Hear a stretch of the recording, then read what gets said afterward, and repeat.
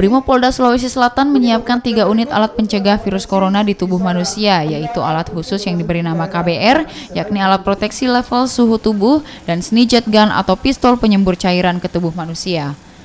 Alat ini pun digunakan saat sejumlah warga negara Indonesia yang dievakuasi turun dari pesawat di Natuna, Kepulauan Riau beberapa waktu lalu. Kini Brimopolda Sulawesi Selatan mensimulasikan penggunaan alat pencegah virus corona yang digelar di Kota Makassar, Sulawesi Selatan. Hal ini dilakukan agar personel yang bertugas pun diwajibkan menggunakan pakaian khusus.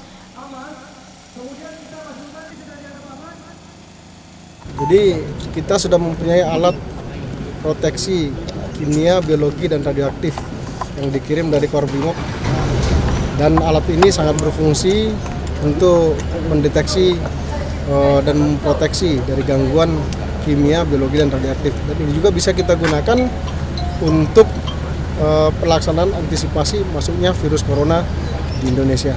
Dan tadi kita peragakan bagaimana penanganan apabila ada indikasi dari pasien yang terdeteksi masuk menggunakan pesawat ataupun kendaraan. Benar bahwa kejadian outbreak yang ada di daratan Cina itu seharusnya begitu ada terindikasi seseorang atau kelompok itu terpapar virus, maka di pintu-pintu airport atau di pintu-pintu galangan kapal itu harus dipasang alat seperti ini.